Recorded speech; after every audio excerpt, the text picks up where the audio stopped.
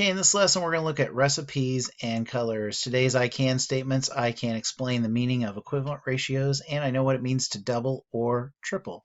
So in this particular lesson, we're going to be looking at two areas that we use ratios the most, and that's in recipes and colors. So make sure you have your I can statements and today's date. I'm ready to move on. Taking a look at this picture here, we've got a flower made up of hexagons, some red trapezoids, and some green triangles. What will we say for the ratio of orange or yellow hexagons to red trapezoids? Yeah, we have for every 6 hexagons, I have 2 trapezoids. Another way that you can write that ratio is for every 6, I have 2. So again, like we talked about before, about how ratios are just another way to think about with fractions. I could just talk about this top piece here, right? If I looked at this top piece, what would be the ratio of just everything on the top part of that blue line? Yeah, it would be the same sort of thing again, right? But this time we would have a 3 hexagons to 1 trapezoid. Well, the 3 to 1 is still very similar to the 6 to 2, isn't it? Yeah, it's basically just doubling. Remember, doubling means to multiply by 2. Well, if we look at all the pieces of this, we have 6 hexagons, 2 trapezoids, and 9 triangles.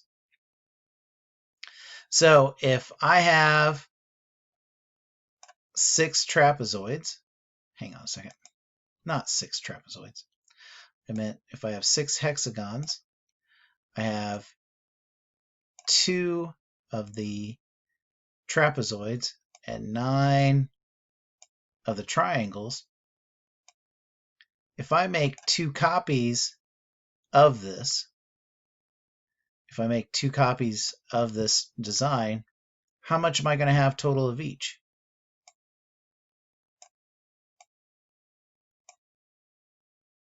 Well, in one, I need to make one. I need 6 of the hexagons, 2 of the trapezoids, and 9 of the triangles. So if I'm going to make 2 of them, I'm going to need a total of 12 hexagons, 4 trapezoids, and 9, or no, not 9. I need 18 triangles. And that would be doubling it. How many would I need total to make 3? What about with the hexagons? How many hexagons would I need for a total of 3? Yeah, I would need 18, right? What about the red trapezoids?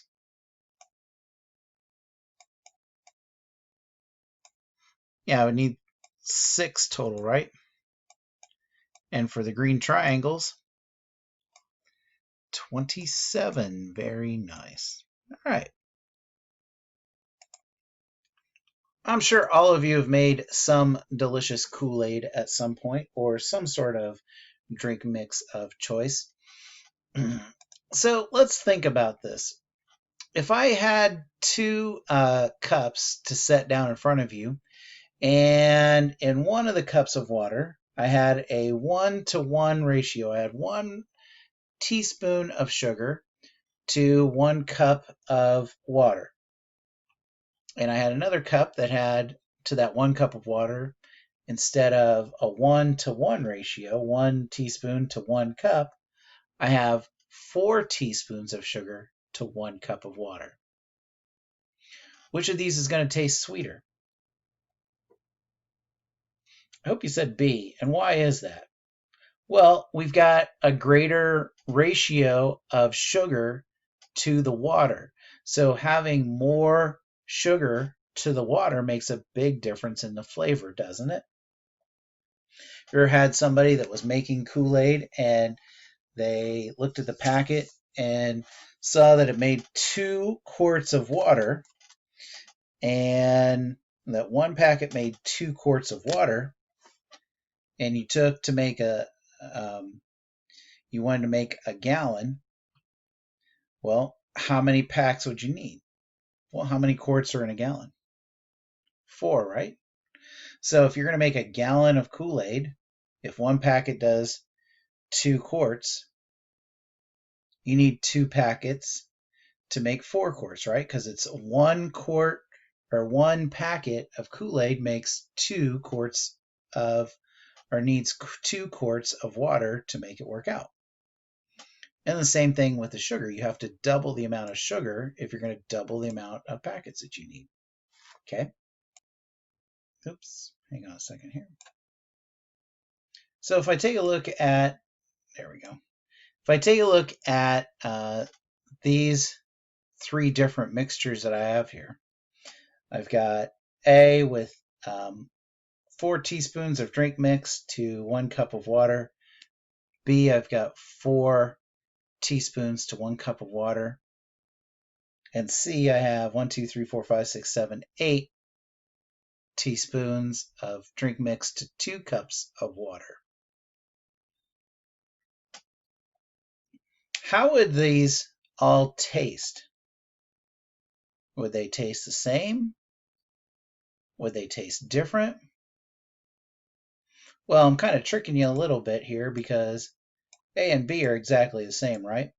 But how is A and B going to compare to tasting C if I make the same mixtures?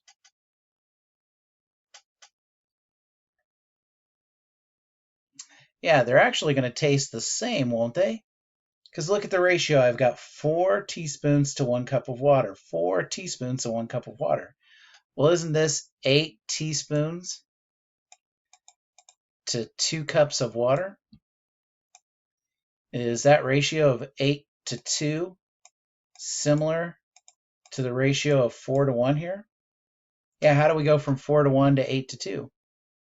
Yeah, I just double everything, right? So it's just a matter of doubling the amount of materials, and I should get the same thing. And this is something that you do when you are going to do any sort of recipe.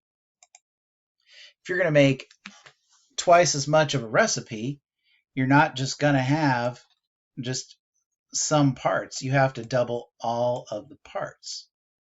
You can't just double the eggs and not change the amount of flour or sugar or whatever else is in that particular recipe. You have to double each of the parts. Does that work in colors too? Yeah, because if you think about it, colors are going to be just the same thing. If you've got, if I take 1 yellow and add it to 1 blue, yellow and blue, I hope you know, makes green.